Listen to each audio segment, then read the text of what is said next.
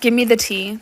What's the drama? My ex ruined his life, and I'm buzzing about it. Story time. So I found out that my ex was having an affair. He told me that he'd found a woman at work and he'd fallen in love with her. He told me that he no longer loved me and that he wanted a divorce. And we had been together since we were in our teens. Bearing in mind, he'd known this woman for 3 months. And we had 3 children together as well. And I desperately fought for our marriage, but he simply just would not stop seeing this woman. This one weekend, he disappeared from Friday afternoon till Sunday night. And that was the final straw, so I was like, see ya, and I threw him out. And he immediately moved in with this other girl. The only excuse he ever gave me was that there was just something about this girl and he deserved to be happy. And that was it. That was the excuse for throwing literally everything away. We ended up finalising the divorce in early 2022. So although I had some very strong feelings towards him, I faked it enough to get some pretty favourable divorce terms from him. Seeing that he was so intent on being with his dream girl super quick that he wasn't really intending on having a long divorce. In the end, I got to keep my house, which was good because I bought this from my grandma. I did have to give him quite a hefty payout though. And throughout all of it, the kids took it really hard. My eldest son told him that if he chose this other woman, then he would not have a relationship with his son anymore. But my daughter does have somewhat of a relationship. But their conversations end with my daughter being really upset most of the time. So, about 4 months after the divorce goes through, my ex contacts me. He realised he'd made a horrible mistake and was asking if he could come home. So it turns out that this dream woman was actually a really nasty piece of work and a not very nice person at all. So I used this opportunity to tell him exactly what I thought about him as a person. And whilst I was at it, I thought I might as well throw him what he was like as a father and as a partner. I told him that this is his life now. I told him that he no longer had a home at this house and to never even try contacting me ever again. So a few things have happened since that meant he's tried to contact me again. I'm also aware that this is not the right shade, but we'll sort it out. First of all, I met someone. My sister introduced me to someone who she works with who is also divorced. We got on so well and have been seeing each other since last summer. It's quite nice actually because neither of us want to get married again. And secretly, I think he deserves all the pain he's going through in regards to the kids. He destroyed our whole family without so much of an afterthought. Well, too bad, hon. So sad for you. So, he recently ended up telling my daughter that he'd actually broken it up with his dream girl. I found out that the dream girl had nicked all of his money and that money actually turned out to be mine. You know, the money from the divorce settlement? Yeah. Oh, and she also wrote off his car when she was driving drunk, so that's great. And this is all coming from a woman in her 30s. You know, just to remind everyone, coming from a woman who he knew for 3 months and then proceeded to ruin our whole family for. And I act like I feel pretty sorry for him. Inside, I delight that this is the life that he's made for himself. Call me evil or whatever. He brought all of this on himself. So if you're watching this, enjoy your shite 1-bed apartment and your broken down car, hon. Oh, and me and my new partner will think of you when we're on our vacation in Hawaii. I know Hawaii was the place you always wanted to go. Maybe I'll send you a postcard. My boyfriend has been calling me his ex's name for years. So I met my boyfriend in college, where we pretty much immediately hit it off. We took the same course and in the first week, he approached me while I was with some friends to compliment my hair. I had gone pink for breast cancer awareness. We maintained a strong friendship for about a year before we eventually started dating, and we shared a lot of interests. I really liked a very specific subgenre of modern takes on classic literature, 10 Things I Hate About You, Clueless, etc., with one of my comfort movies being Romeo and Juliet. I know it's dumb but it's silly and I love it. Anyway, so about 6 months into dating, we're lying in bed after a nice night, and he's running his fingers through my hair and says I love you so much, Juliet. I don't know. We watched the film together 2 nights ago and maybe I was dumb but I really just interpreted it as a pet name, so I said I love you too, Nomeo. It picked up since then. Looking back, I should have known something was up by the way he apologized immediately, but for the next 3 years I called him Nomeo thinking we had a pair of cute couples nicknames. It was a sweet little thing and I even noticed my actual name had fizzled out of use with Juliet, babe and baby taking its place, which I didn't mind at all. Well, 2 days ago my boyfriend and I went to his brother's wedding and I got to meet his ex while he split off to talk to his brother, being as she was a family friend since his childhood if I remember correctly. I introduced myself as it was the first time, and she did the same and told me her name was Juliet. I immediately put it together, but didn't want to stir a scene at a wedding, so I played it off. Don't get me wrong, she was such a sweetie, and we didn't even talk about him once, even though she knew we were dating, which I actually really appreciated. I confronted him about it later that night when we'd gotten home, and he immediately admitted to getting my name mixed up with hers. Our names could not be more different, might I add, on that night, and didn't know what to do when I misunderstood him and just went along with it. We've kissed and he's called me Juliet, made love and he's called me Juliet, gone out and he's called me Juliet. He's called Juliet in front of my parents, but I'm just now finding out he's been calling me by his ex's name. I feel sick, and I'm seriously considering breaking up considering I felt nothing but embarrassment since the other night. I just needed to get it off my chest. He says it doesn't matter since it's our nickname now, but the origin of it still sticks in my mind and I don't know what to do about it. I want to sue my son's deadbeat mom. I got a girl pregnant and she wanted to get an abortion, but I didn't want that. She ended up not getting one, but now she is not involved at all. We weren't in a serious relationship when she got pregnant. She has never met our son. Even after the birth, she had no desire to see him. We went to court to figure custody and support could be figured out, and I have 100% full legal and physical custody. Her name is on the birth certificate, but she has no custody and no right to visitation or to make things like medical or education decisions. She didn't want any of that. Every month she pays 125% of the court-ordered child support. She says that if I ever marry someone who wants to adopt him she will agree, but until then she'll pay support. It's been this way since our son was born. I'm raising our son all on my own. He is 18 months old now and he has never met her, and I don't even have any photos of her even. I am burned out and hate being a single parent. I love my son but I resent him. My family tries to help when they can, but I do it most of the time. I would never hurt or neglect him, but I am exhausted all the time. I tried to go to court to give her split custody, but because she wanted an abortion and I didn't, and she made it clear she would never be involved after the birth.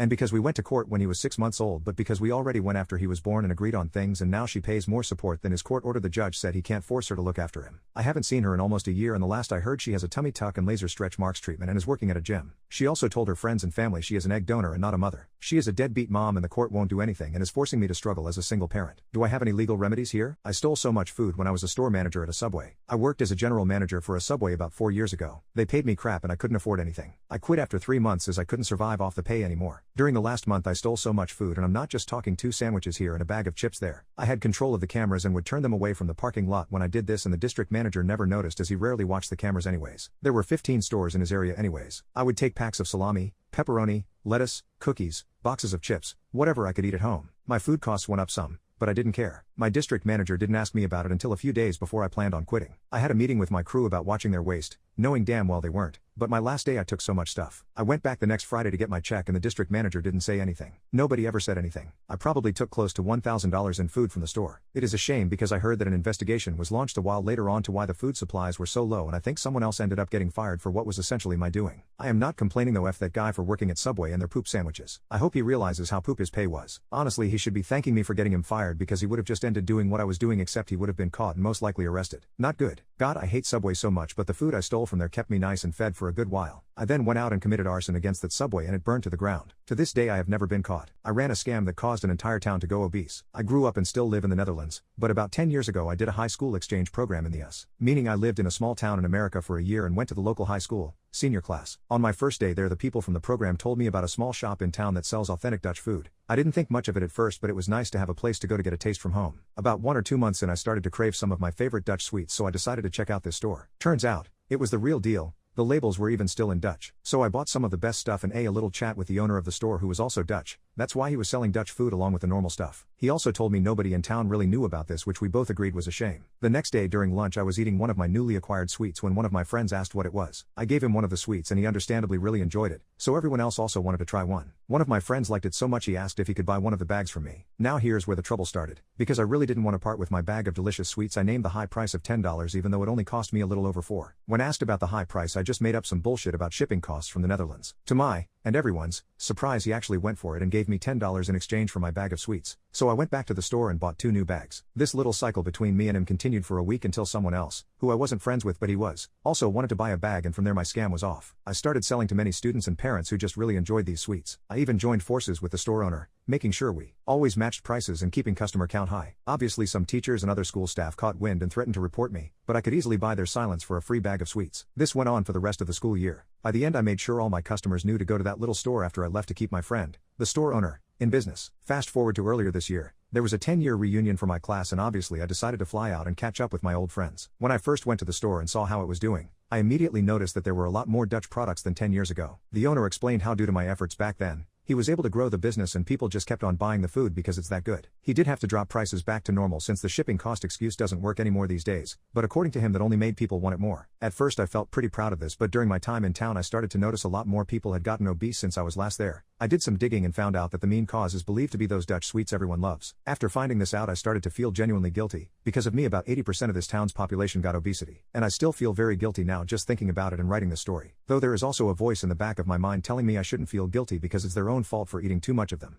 My boyfriend did the worst prank ever on me, and this happened almost 6 years ago. I lost my partner suddenly in an accident while he was overseas on a work trip. When I lost him, I cannot describe the pain and the anguish and the emotional hellscape that I found myself in. We planned a life together and in a fraction of a second it was all gone. In the aftermath, I completely collapsed as a human. I left my career in healthcare. I couldn't leave my apartment for 3 months. I lost 60 pounds and was already really skinny, and I just shut down. In short, I was a mess in every single way. With the support of some very persistent friends, community resources, and an amazing therapist, I started to process and move forward. Through intense therapy and temporary psychiatric help, I've been able to heal over the years, though grieving isn't a linear process. Fast forward to around 2.5 years ago when I met my current boyfriend. It's hard to describe getting into a relationship after losing a soulmate, but please know that he wasn't a rebound and isn't second place or anything like that. I do love him with my heart, even though I'll always still love my late partner. My boyfriend has a foundation of similar values, ideal relationship dynamics, and communication styles to my late partner, but has a completely different personality,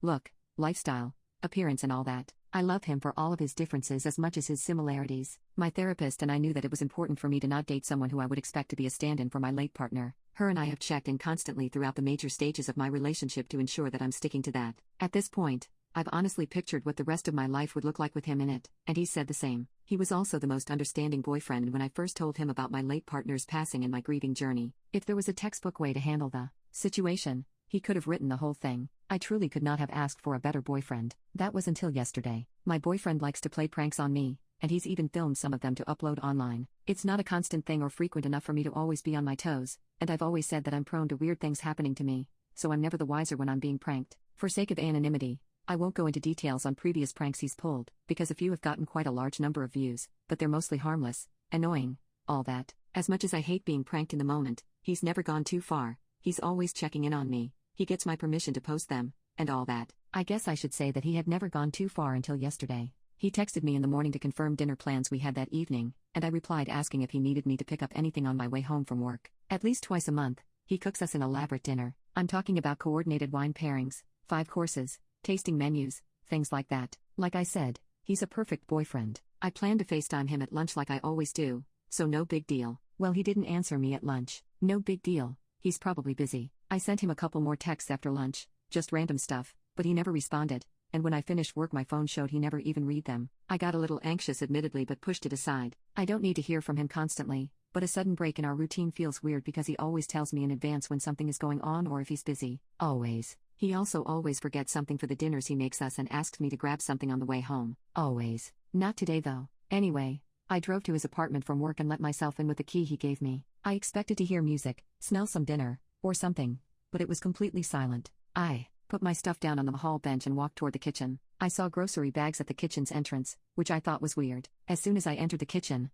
I saw a broken wine glass at the far end of his kitchen island with a few drops of what I thought was red wine until I saw his feet sticking out. I sprinted around the island and he was laying on his side, facing away from me. There was blood everywhere. On the edge of the island, splatters on the wall, and a large pool of blood around his head. I haven't made the sounds that came out of me since I got the call that my late partner passed. My heart was racing so bad that my chest and head hurt. Though I felt like I was in full-blown panic mode, I physically went into autopilot. I work in healthcare again, so I'm glad that my instincts kicked in. He was on his side, so I flipped him flat on his back. From what I gathered, trying to take a medical visual inventory of his injuries, it looked like he was just bleeding from his head. He didn't respond to my voice or a quick sternal rub. He wasn't moving at all, and when I put my ear down to his mouth, I wasn't hearing or feeling breathing. He had blood all over his face, so I couldn't tell if his lips were blue or anything like that. I do remember checking for a pulse and I truthfully didn't feel one, though in hindsight I can't be sure if I was mentally stable enough to discern one either way, so I tilted his head back and put my hands over his chest to start CPR while screaming at my phone for Siri to call 911. I only got 2 hard and fast compressions in when he miraculously came back from the dead screaming bloody murder. After that, I'm not going to lie, I blacked out a bit. Part 2, my boyfriend did the worst prank ever on me and this happened. I remember getting lightheaded, my boyfriend shaking me, him apologizing. I remember him calling off 911, and I remember leaving his apartment covered in what I had obviously figured out was fake blood. I did get a call from 911/police to confirm basically that my boyfriend had played a prank and no one needed help. Otherwise, I felt completely catatonic in a way. I dissociated. Needless to say, since last night I've been a complete mess. I'm angry, and I'm devastated. The entire thing keeps playing in my head, and while the logical part of my brain knows that he pranked me and that he's alive, my body hasn't figured it out. Worse, this completely brought up everything surrounding my late partner, and I feel like I have to start my grieving process for him all over again. The anger I feel isn't a revenge type of anger, but an exhausted type of anger. The rage is so strong and intense that it's taken every ounce of energy away to act on any of it. I guess that's a good thing. My boyfriend has tried calling me over 40 times. He sent me too many texts to count. He even came over to try to talk to me that same night, but luckily even though he has a key, I have a deadbolt chain so he wasn't able to get in. Basically he shouted an apology through the crack and begged me to talk to him. My neighbors shooed him off after a while. My friends have also messaged me to ask if I was safe, saying he contacted them and told them everything. I've only texted one of my friends back. I have a therapy appointment tomorrow, but I just Need to crowdsource thoughts right now. My boyfriend's sister called me this morning in tears apologizing on her brother's behalf and told me how sorry he is. She said that if he would have told her about the prank beforehand, she would have chewed him out for even thinking of the idea. Their parents were horrified as well and have said that they are here to support me in whatever way I need. His sister told me that he had come over to her house after I didn't let him into my place and he was having a major anxiety attack with chest pain, racing heartbeat, and trouble breathing. It was so bad that she took him to the ER where they learned that I had fractured a couple of his ribs while attempting to give him what I thought was life-saving CPR and in the process had also punctured a lung. There are so many emotions going through my head right now. I am so angry at the world for, yet again, ripping away a man I love from me, because even though he's alive, I don't think that I'll ever be able to get over this. At the same time, I still love and care for him. It's like, all I want to do is rush to the hospital to be by his side, while at the same time feel like the sight of him would make me sick. He disgusts me in every way. Yet the thought of being without him breaks me in ways I can't explain. My friend noticed a 5-year-old in her class was getting raped. So there was this 5-year-old girl she noticed in a class would never sit down. Everyone thought this little girl was a stubborn shrew of a child because she would never listen and insisted on standing and walking everywhere. So my teacher notices this and had just learned that refusal to sit down can be a sign of physical abuse because it's painful for kids who get beaten across the backside to sit still makes sense. So my teacher mentions it to the classroom teacher and get blown off repeatedly. She says something to the school psychologist she is interning with and gets blown off. Both of them tell her they see this all the time, that she is new doesn't know what she is talking about, and that this little girl is just a troublemaker. My teacher is really distraught so she goes back to her own graduate professor who tell her to talk to the school nurse. Thankfully the nurse is cooperative and calls this little girl into her office. She asks her some questions on if she has been hurting in her private areas and she says no. So the nurse asks if they can examine her. This little girl drops her underwear, hops up on the table, and exposes herself like it was no big deal some stranger was asking that. My teacher says she has never seen a more horrific example of prolonged sexual abuse to this day. There was nothing normal about how this girl looked down there. The nurse is horrified and the school calls the cops. The cops question the parents and think the mom knows what is going on and is involved in the abuse because how could a mother not know about what was going on with her own kid?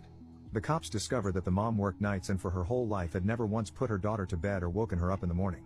This girl's father had been molesting and raping her since she was an infant and no one ever knew. They also found out he was starting to molest the other 2 siblings in the house who were younger. I found out I was black at age 6. Story time. So when I was 6 I was chilling in kindergarten with my classmates. I vividly remember being the only black kid in that class, which is weird thinking about now because I don't live in that white of town, but still. I never knew anything about racism or any of that. I was just a kid playing with the building blocks and living my life. Suddenly a kid started crying and we looked to see that his toy that he brought from home was missing and nobody knew where it was. The teacher, who for this one day was the substitute, not the actual teacher, came over and asked what was wrong, and when he learned why he asked for whoever had the toy to come out and give it to him. I should have known something was up when everyone started to look at me. I wasn't paying attention to all that because I knew I wasn't the one that took his toy, plus I was really invested in my blocks. Then apparently the crying kid pointed at me and said I was the one that took his toy because I kept looking at it or whatever the hell that was supposed to mean. I simply said I didn't take the toy because I didn't even like the character. Still, he started shouting saying he wanted his toy back, so the teacher decided to take me out of the classroom and went off on a lecture about how stealing is wrong and that there are better ways for me to share stuff and all that crap. I was confused because I didn't take the toy, so why am I getting a life lesson? Shouldn't the kid crying about his stupid toy be the one getting lectured on how to contain his emotions and not to blame people without evidence? Nope,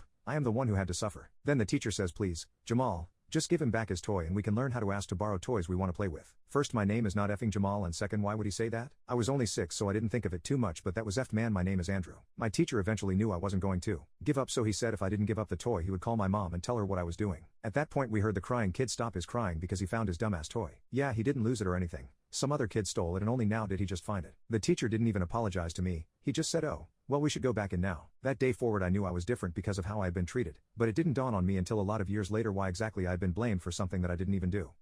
Give me the tea. What's the drama?